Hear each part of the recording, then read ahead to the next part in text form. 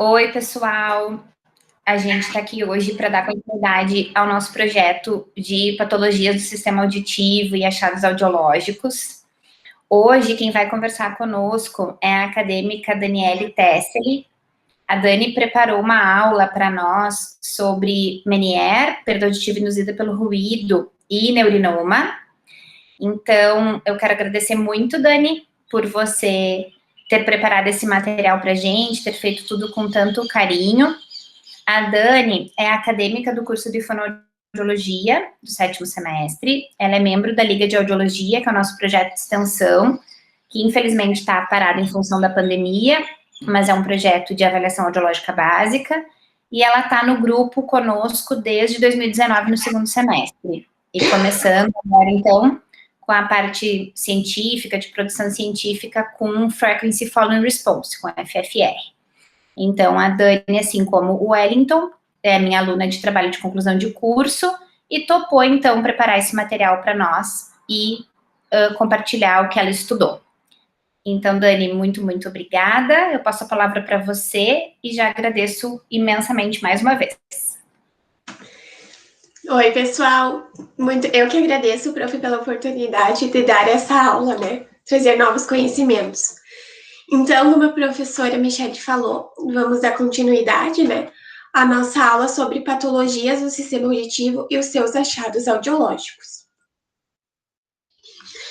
Hoje, então, eu vou falar um pouquinho sobre a doença de Meniere, a perda auditiva induzida pelo ruído e o neurinoma, dando sequência, né, às demais doenças que o Wellington falou na aula anterior.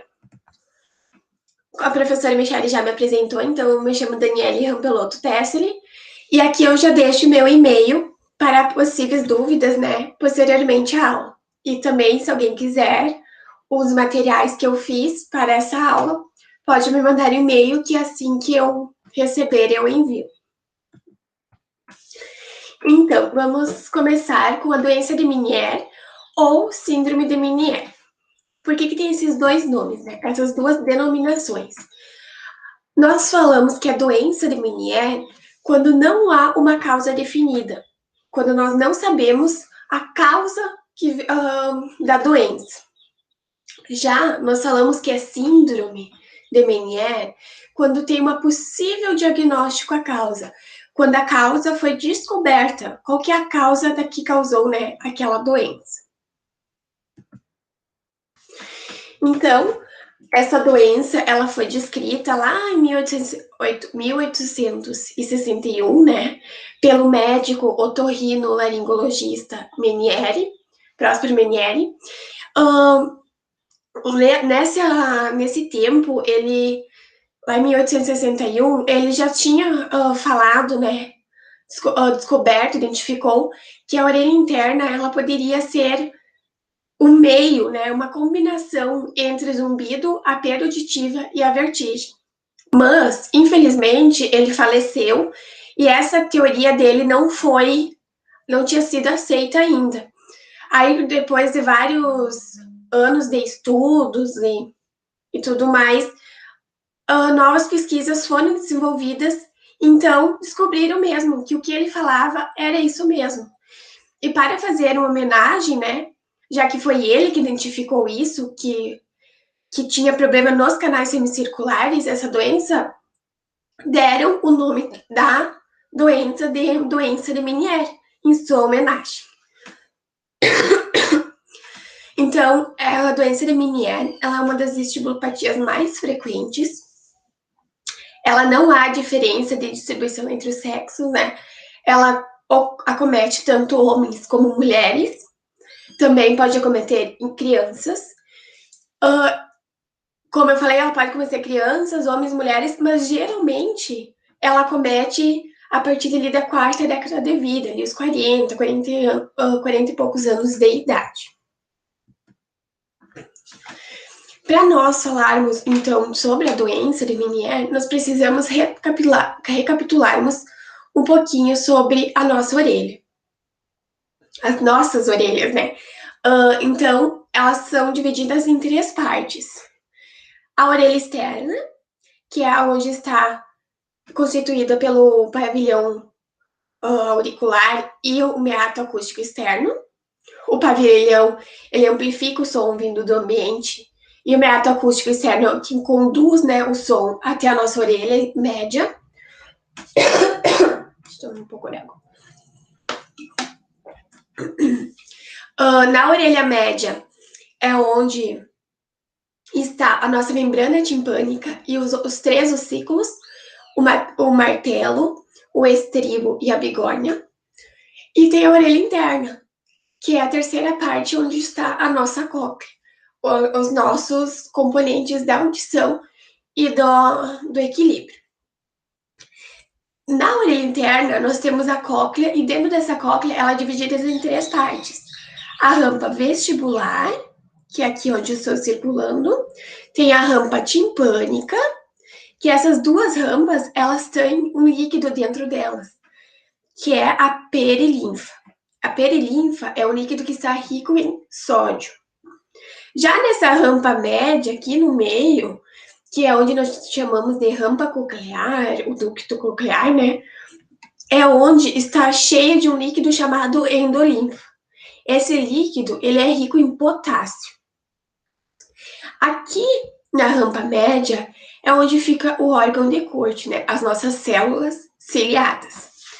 Então, o nosso labirinto, ele vai funcionar como um conjunto de canais ósseos que são preenchidos por esse líquido, a endolinfa na rampa média e a perilinfa na rampa timpânica e vestibular.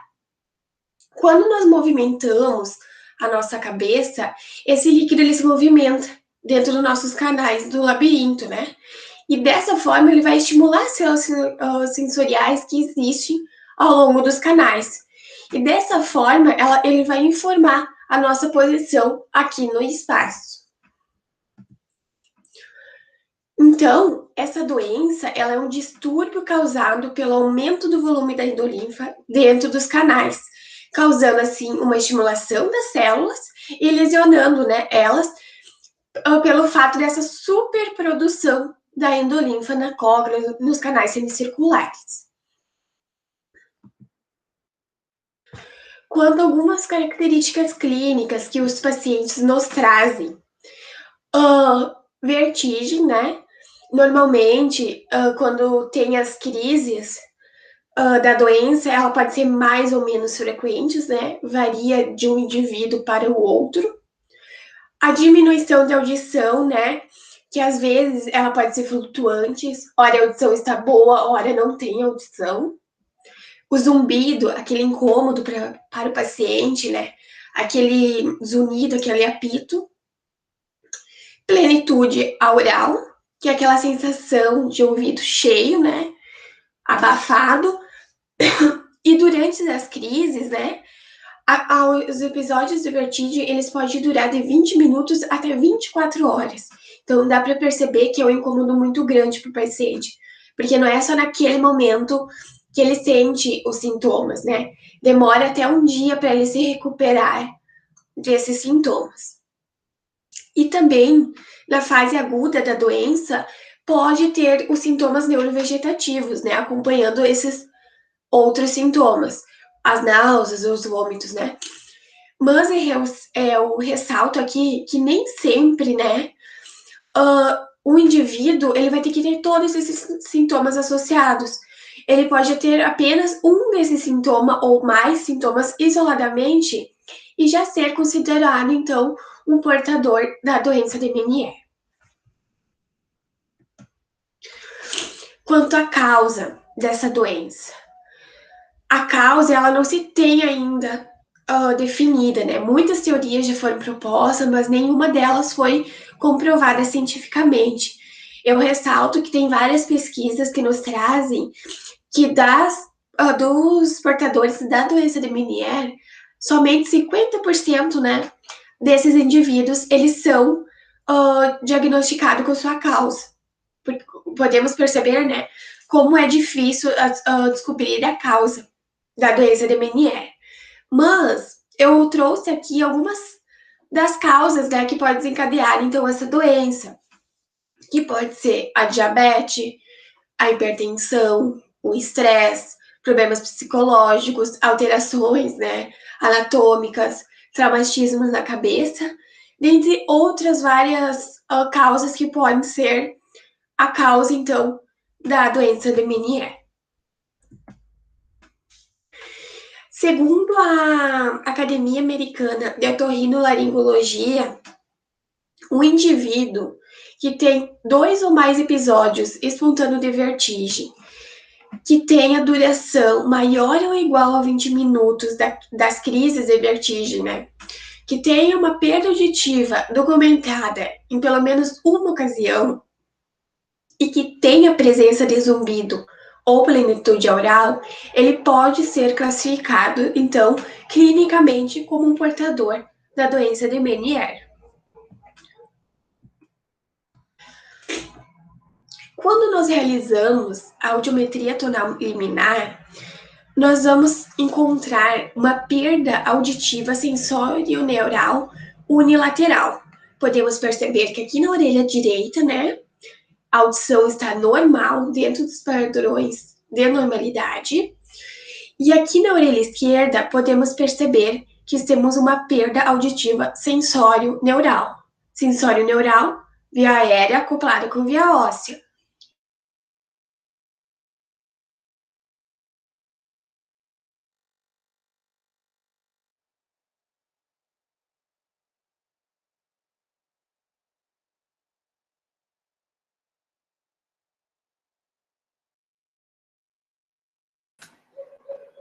Pensa, frequência. Oi. Dani? Oi. Você travou quando você falou da via óssea da orelha esquerda, mas volta um pouquinho e pode continuar. Tá bom. Eu vou começar de novo esse slide, prof. Tá ótimo. Então, aqui na audiometria tonal liminar, o que nós vamos encontrar quando nós realizamos esse exame? Aqui nós temos os limiares da orelha direita e aqui nós temos os limiares da orelha esquerda. Como podemos perceber, aqui na orelha direita, né, nós temos limiares dentro do padrões de normalidade, e aqui na orelha esquerda nós temos uma perda auditiva sensório-neural. Sensório-neural pelo fato, né, de a via aérea estar acoplada com a via óssea. Isso quer dizer que a alteração está na nossa orelha interna. Inicialmente, né, as frequências que são acometidas nessa doença são as baixas frequências, que é aqui em 250, 500, 1000 Hz. E posteriormente, então, devido a várias crises que o indivíduo tem, ela se estende para as demais frequências, que é ali em 3.000, 4.000, 6.000 Hz, as altas frequências, né? Na logogeometria, que é a audiometria vocal, que é aquele teste que nós realizamos dois testes, né? O LRF, que é o limiar de reconhecimento de fala, e o IPRF, que é o índice de percentual de reconhecimento de fala.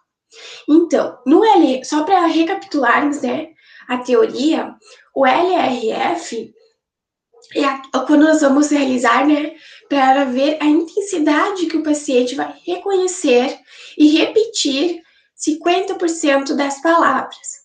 É aquele teste onde nós temos uma lista de palavras de sílabas.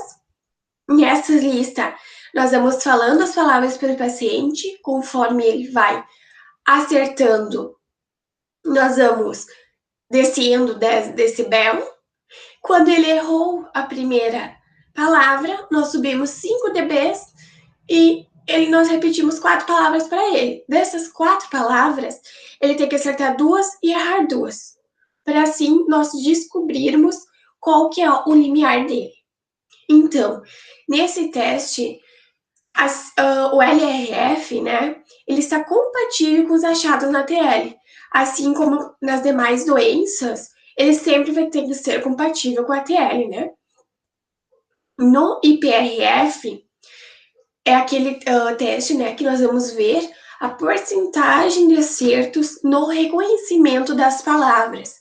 é quando nós vamos ter uma lista de palavras monossílabas, nós vamos ler para o paciente, a nossa voz vai permanecer sempre na mesma intensidade, e ele vai falar só repetindo as palavras.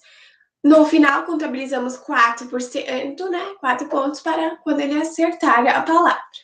Então, na doença de Meniere, o IPRF ele vai estar abaixo de 90%, sendo compatível, né, com o grau da perda auditiva que nós encontramos lá na TR. A timpanometria, que é aquele teste que nós realizamos, né, para ver como que está a funcionalidade da orelha média. Então, nesse teste, a curva timpanométrica, ela vai ser do tipo A. O que quer dizer isso? Ela quer dizer que a mobilidade na nossa orelha média, ela está normal. O sistema tímpano-auricular está funcionando normalmente, sem nenhum comprometimento. Quando nós realizamos o reflexo acústico, vamos retomar um pouquinho, né, sobre o arco reflexo. Colocamos o fone em uma orelha e a sonda na outra orelha. O fone vai largar o estímulo, vai passar pela orelha interna, vai ter a subida pelo 8º par craniano, né, o nervo auditivo, o nervo vestíbulo coclear, que vai ser a aferência do som. Ele vai chegar ao cós e vai ter a descida pelo 7º par craniano, né, o nervo facial, que vai chegar, então, até a orelha média. Então, na doença de Meniere, o reflexo acústico ele vai estar presente, mas ele vai estar indicando um recrutamento. O que é o recrutamento coclear? É uma alteração que vai ocorrer nas células ciliadas. Lembrando, né, que eu falei que essa doença, pela superprodução de endolinfa, ela vai lesionar as células ciliadas, né, que estão na cóclea e no labirinto. Então, vai ocasionar um desconforto aos sons, né? O indivíduo ele vai ter uma perda auditiva e vai ter um distúrbio na sensação da intensidade. E ainda vai ter um comprometimento da função coclear e da função vestibular. E lembrando que o recrutamento, ele desencadeia o reflexo com menos de 60 decibel de diferença, né? Então dá para ver que o paciente tem bastante desconforto aos sons mesmo. Quanto ao tratamento, ele pode ser dividido de 3 formas. O tratamento dos sintomas, que é o tratamento que a maioria das pessoas tem sucesso, né? Mais de 90% dos casos. Que é aquele tratamento onde nós vamos realizarmos uma combinação do estilo de vida desse paciente. Vamos fazer umas alterações. E vamos fazer também uma terapia medicamentosa. Então, quando eu falo dessa alteração do estilo de vida do paciente, eu me refiro quanto à alimentação, que ela deve ser pobre em sal, evitar cafeína, cigarro, bebidas alcoólicas, devido a esses produtos estimularem o nosso labirinto. Também devemos sempre praticar bastante exercícios físicos. E os medicamentos que são mais indicados para a doença de Meniere são as drogas sedativas labirínticas, que o mais indicado é a beta-estina, né? Que é o medicamento que eles vão tratar, então, os sintomas da doença. Oi. Prof? Desliga e liga a tua câmera de novo, por favor, porque a tua imagem saiu. Tá. Aonde que parou, prof? Não, a gente seguiu te ouvindo. Eu acho que tu estava falando da beta-estina e a tua imagem caiu. Tá. Eu vou voltar um pouquinho ali no medicamento, então, para depois conseguir Pronto, você voltou.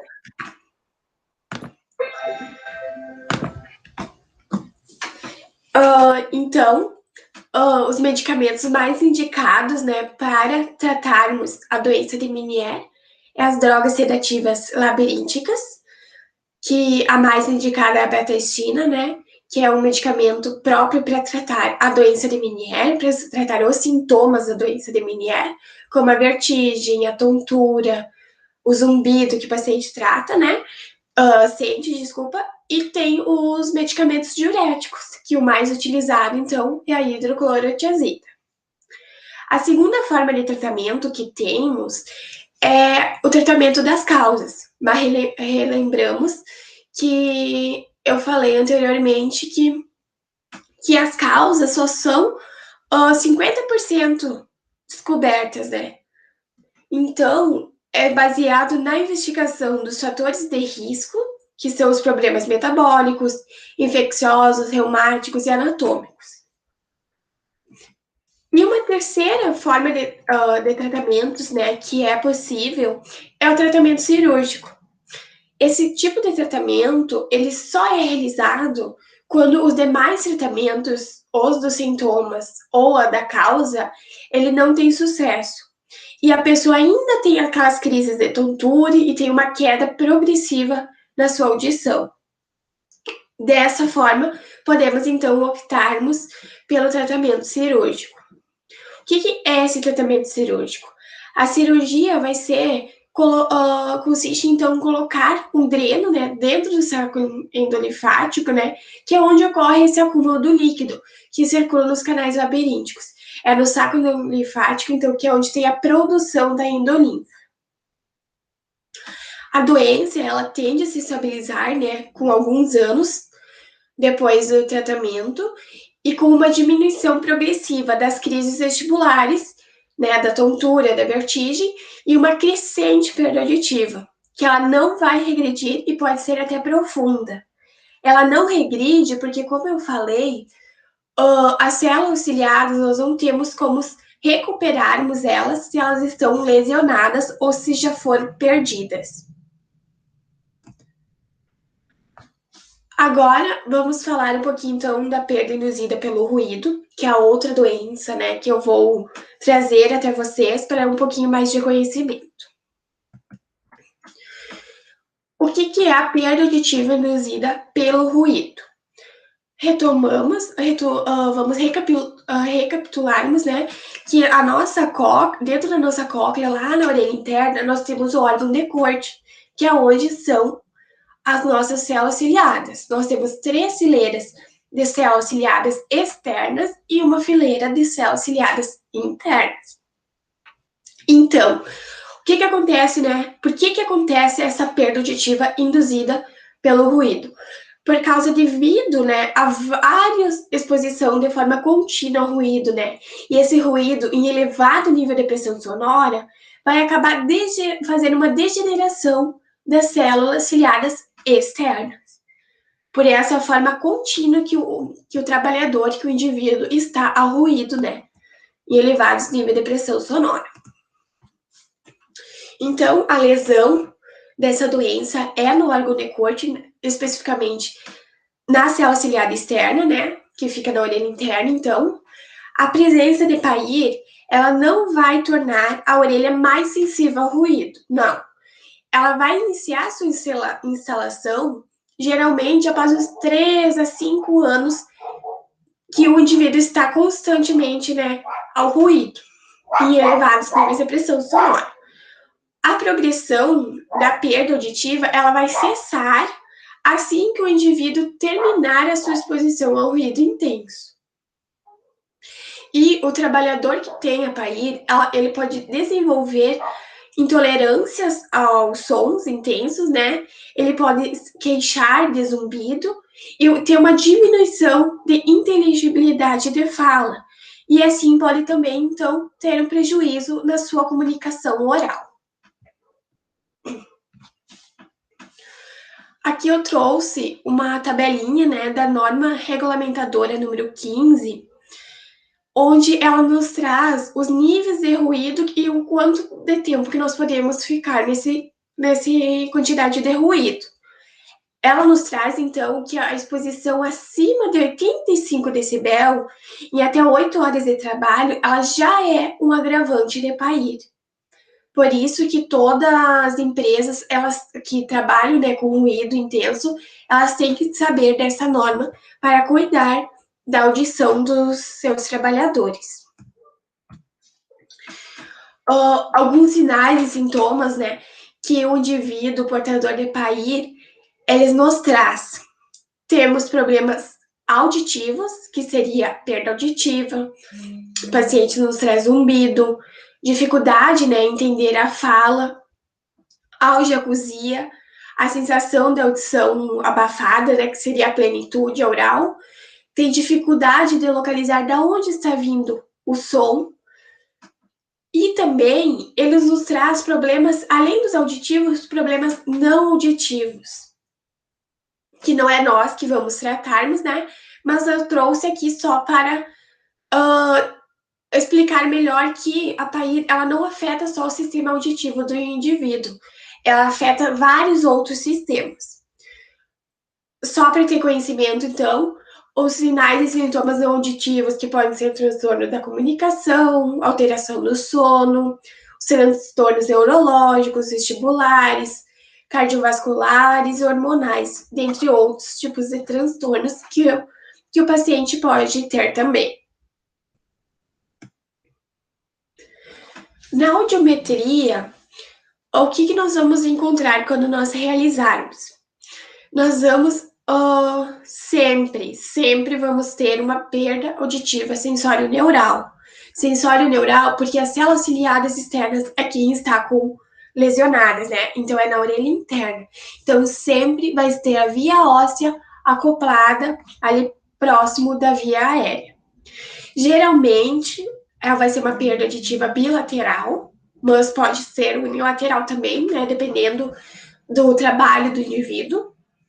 Vai ser uma perda irreversível porque nós não temos como recuperarmos as células ciliadas externas que já foram lesionadas, e vai ser uma perda progressiva, né? Ela vai ter relação com o tempo de exposição que o indivíduo teve, né, àquele ruído intenso.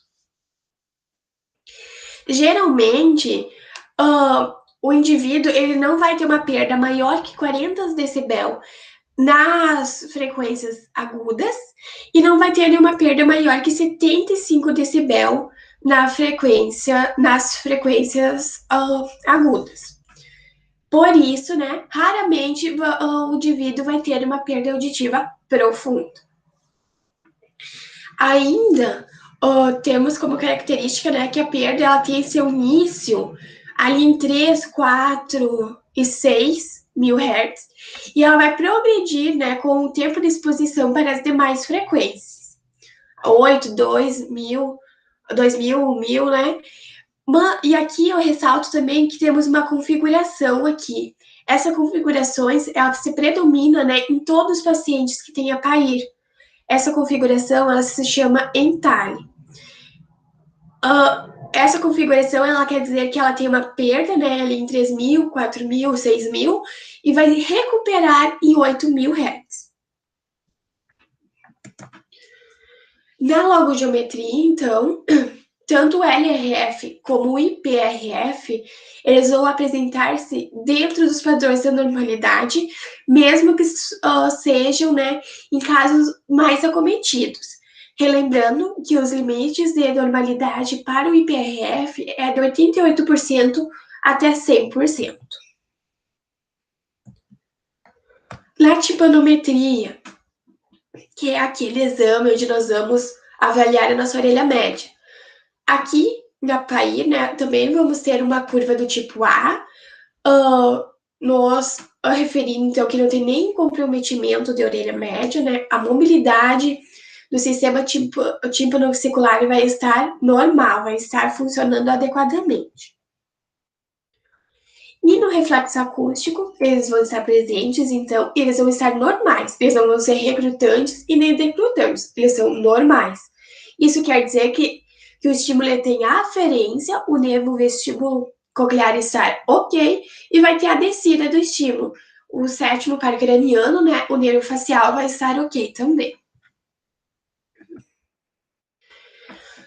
Quanto ao tratamento da PAIR, não existe um tratamento clínico ou cirúrgico, né, para nós recuperarmos os limiares auditivos. Porque quando nós perdemos as células ciliadas externas, nós não temos como recuperarmos elas. Elas já foram lesionadas, perdidas.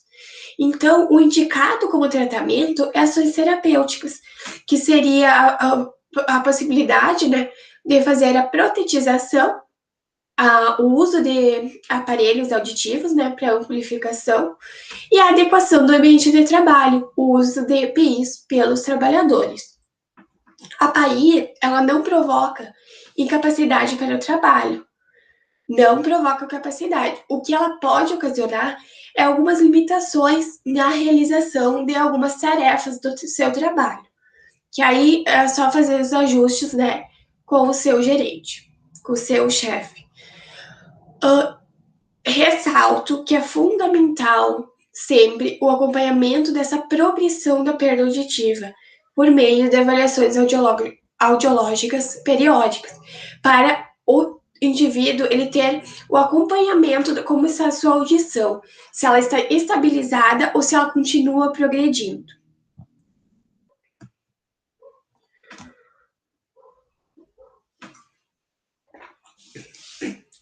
Agora, eu vou falar um pouquinho, né, da última doença que eu vou falar hoje, que é o neurinoma. O que é o neurinoma?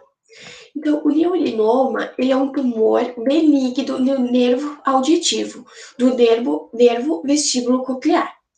Esse nervo, ele fica na parte interna da nossa orelha interna, como podemos perceber aqui, a cóclea e o nervo, né, auditivo e o facial bem próximos.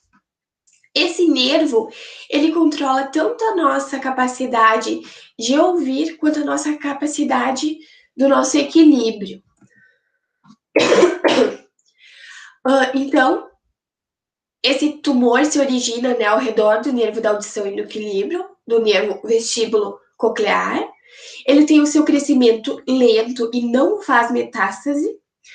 E por que ocorre esse tumor, então? Porque tem uma superprodução atípica das células de Schwann, que são as células que recobrem os nervos, não só o auditivo, como todos os nervos do nosso corpo. São essas células de Schwann aqui, ó, que elas recobrem, então. O que acontece para formar esse tumor benigno, então? Tem essa superprodução.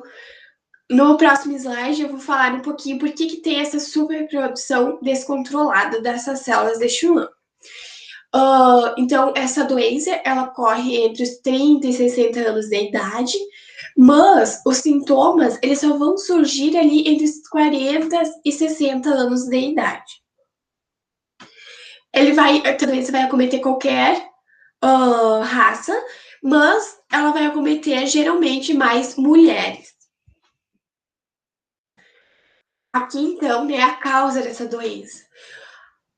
É resultante, né, de uma mutação no gene do cromossomo 22.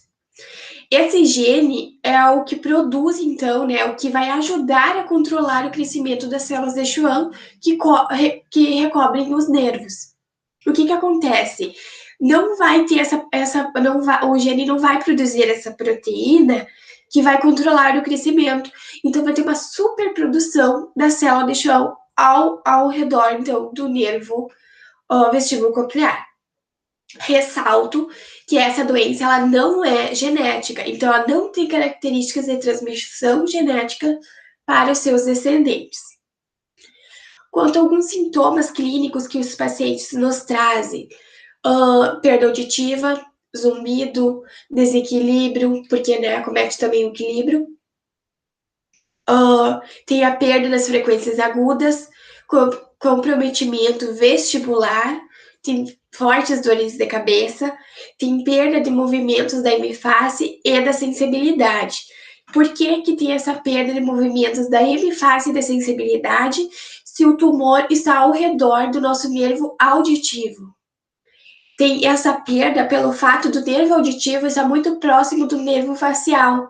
Então, conforme o tumor vai aumentando seu tamanho, vai estar comprimindo também o nervo facial, que hoje os pacientes podem nos trazer que tem a perda de movimentos, né, da hemifase e da sensibilidade. Qualquer perda auditiva que seja sensório-neural unilateral, ela deve ser considerada, né, um neurinoma, até que se prove ao contrário. Mas eu ressalto que para nós termos o diagnóstico fidedigno que seja o neurinoma, nós precisamos de um exame de imagens para comprovar, né? Na audiometria tonal liminar, nós vamos encontrar, então, em uma das orelhas, aqui no caso a orelha direita, uma audição normal, né, dentro dos padrões de normalidade, e na outra orelha, nós vamos encontrar uma perda auditiva, nesse caso aqui, profunda. Olha, está bem rebaixado a via óssea e a via aérea.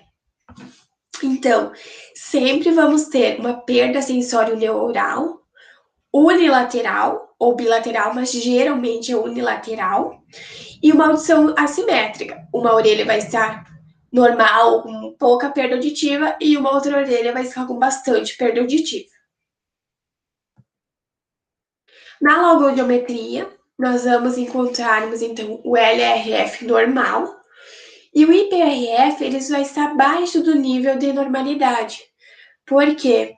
Porque para o estímulo, para o som ter a subida, né, para chegar até o córtex auditivo para realizar o processamento da informação, ele precisa ter a subida. E nessa subida vai estar o problema, que é o nervo vestibulo-coclear. Ele vai ser esse tumor que vai estar comprimindo, então, o nervo vestibulo-coclear.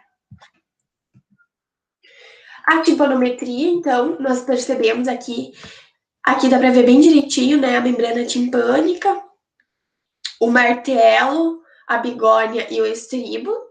Então, podemos perceber bem que no urinoma, né, a orelha média não vai ser nenhum comprometimento. A curva timpanométrica vai ser do tipo A, né?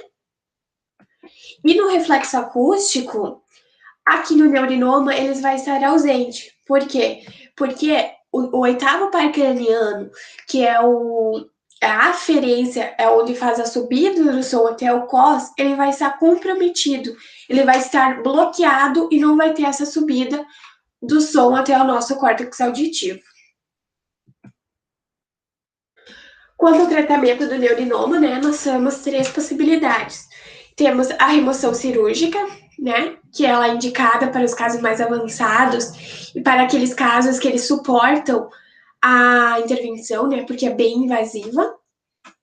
Temos os casos que é só de observação, né, de monitorar esse tumor, né, para ver se ele está crescendo, se ele está estabilizado, e vamos ver, observando, né, a causas, né, se o paciente nos traz algum problema, se ele está tendo incômodos.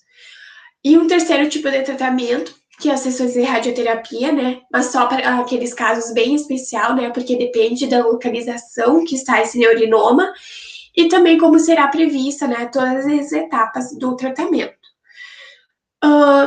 Vale ressaltar aqui que o uso de aparelhos auditivos, né, ele é recomendado para o decorrer do tratamento e ele pode compreender no tratamento mais intensivo, né, e que está indicado para quem não vai fazer nenhum tipo de intervenção, só vai fazer a observação, a monitoração do seu tumor.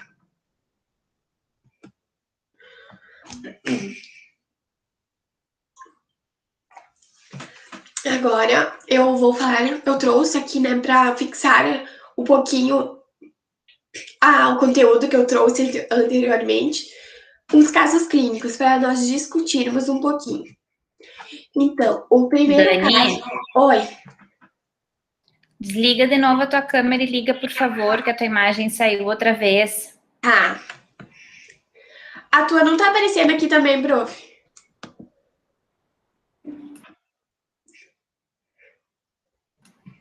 Dani? Oi? Tá me vendo?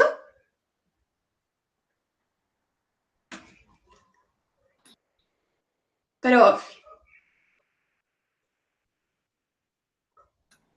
É que eu estava com a câmera fechada. Ah, tá. Desculpa. Tá, voltou, prof, a minha? Voltou. Tá. Vamos lá, então. Eu vou começar nos casos clínicos, tá? Não voltou. Trancou de novo? Não, quando você colocou no modo apresentação, tua imagem saiu. Agora eu te vejo. Tá, agora eu vou pra apresentação. Eu saio? Não tô te vendo mais. Tu tá Tranca desligando e minha... ligando a câmera? Não, eu só desliguei antes. Desliga e liga a câmera. Agora? Eu te vejo aqui, mas não te vejo ali do ladinho, onde você aparece dando a aula. Coloca de Eu vou... novo no modo apresentação, vamos ver, por favor. Agora? Não tá aparecendo. Você não tá aparecendo. Tô ligada a câmera. Eu vou parar de apresentar. Ah, veio. Você Voltou? apareceu Tá, agora. tá. Eu Posso acho que é seguir? oscilação de internet. Eu acho.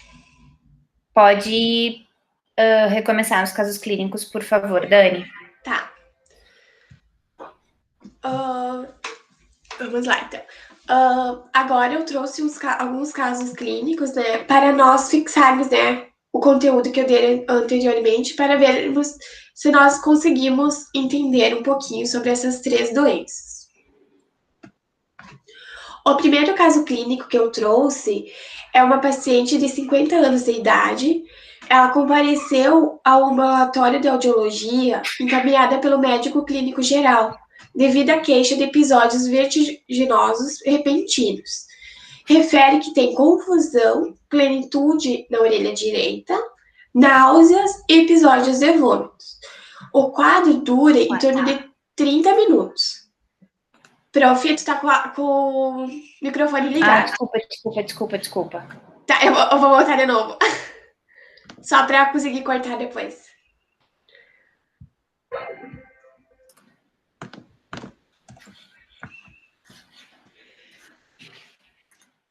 Agora eu trouxe alguns casos clínicos para nós fixarmos um pouquinho do conteúdo que eu falei anteriormente. O primeiro caso que eu trago aqui é um paciente de 50 anos de idade, ela é do sexo feminino. Ela compareceu ao ambulatório de audiologia encaminhada pelo médico clínico geral, devido à queixa de episódios vertiginosos repentinos. Refere que tem confusão, plenitude na orelha direita, náuseas e episódios de vômitos. O quadro dura em 30 minutos, mas ela demora um período de 3 horas até se recuperar. Ainda relata que está com desequilíbrio e dificuldade em se concentrar. Quanto à saúde geral, ela nega outras queixas auditivas, otológicas ou qualquer outro problema de saúde no geral. Então, quando nós realizamos a audiometria dela, nós encontramos uma perda auditiva assimétrica. A audição assimétrica, né? Porque na orelha esquerda ela está com uma audição normal e na orelha direita, que é onde ela nos refere plenitude, ela está com uma perda auditiva, sensório neural, porque a via óssea está acoplada à via aérea. O LRF dela foi normal, está compatível com a ATL. O IPRF também deu normal, ele entre 88% e 100%. A curva timpanométrica dela está do tipo A, então quer dizer que a orelha média dela está normal também, sem nenhum comprometimento. E os reflexos acústicos estão presentes. Quando a paciente nos traz essas características clínicas, essas características na anamnese, e nós encontramos esses possíveis resultados na sua audiometria, quando nós realizamos, né, o reflexo, a TIMP, o que vem à nossa cabeça que poderia ser? Que doença que poderia ser com essas características?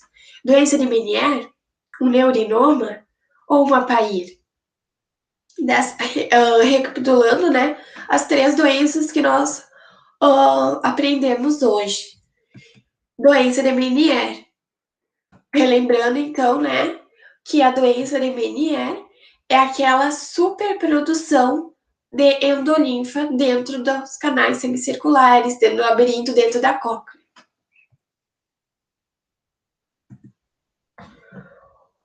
Um outro caso que eu que eu trouxe aqui para essa aula, né, é um paciente de 38 anos, ele é do sexo masculino, ele compareceu ao ambulatório de audiologia, encaminhado pelo médico clínico geral, para a realização de uma avaliação audiológica, devido à queixa de não conseguir entender o que as pessoas falam.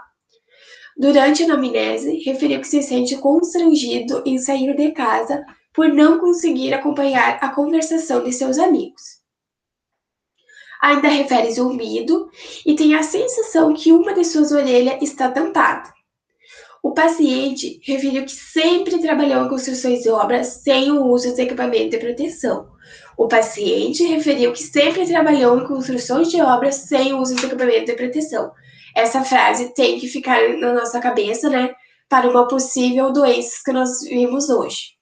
Nega qualquer outro problema de saúde, como também etílismo e alcoolismo.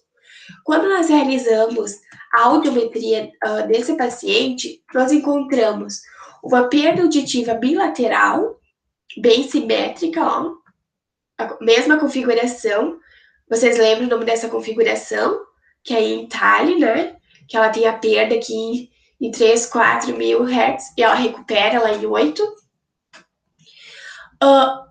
O LRF desse paciente, ele deu normal, o IPRF também está normal, a orelha média está ok, sem nenhum comprometimento, sendo então uma curva do tipo A, e os reflexos acústicos estão presentes.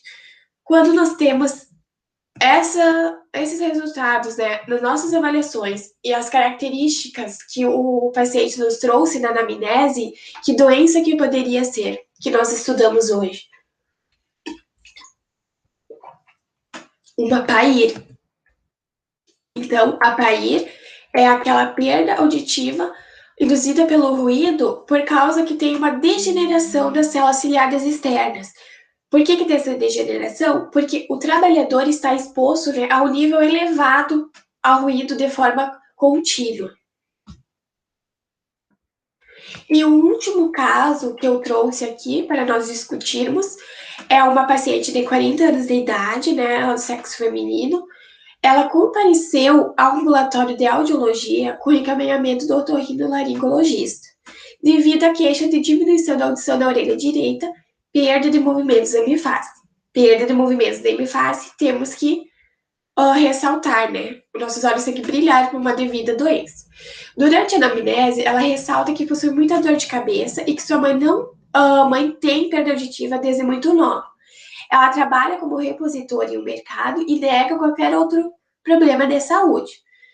Quando nós realizamos a audiometria dela, nós encontramos uma perda auditiva assimétrica, porque na orelha direita ela apresentou, então, uma audição normal, dentro dos padrões de normalidade, e na orelha direita ela tem uma perda auditiva profunda, né? E é sensório neural, porque tanto a via óssea como a via aérea estão bem rebaixadas. No LRF está normal. O IPRF está abaixo. A orelha média está ok, numa curva do tipo A, e os reflexos acústicos estão ausentes. Por que estão ausentes esses reflexos? Já temos que pensar que para ter a subida de estímulo, o oitavo par craniano está normal, e para ter a descida, o sétimo par craniano tem que estar normal. Já temos que pensar nisso também, quando os reflexos acústicos estão ausentes. Então, qual doença que poderia ser quando a paciente nos traz aquelas características da anamnese e quando nós encontramos esses resultados na avaliação dela? Um neurinoma. Lembrando, né, que o neurinoma é um tumor benigno que está ao redor do nervo auditivo, do nervo vestíbulo coclear. Aqui eu deixo, então, as referências que eu utilizei para a realização dessa aula. E eu deixo o meu muito obrigada, professor, ao convite, né, da professora Michele, por realizar essa aula para vocês. E também o meu muito obrigada ao grupo GEAC, né, que é o nosso grupo de pesquisa, que sempre nos proporciona novos conhecimentos e novos aprendizados. Dani, muito obrigada. Obrigada por trazer essas 3 patologias que são tão comuns na clínica e por dividir tudo que tu estudaste conosco. Obrigadão, Dani. Imagina, prof. Beijo. Beijo.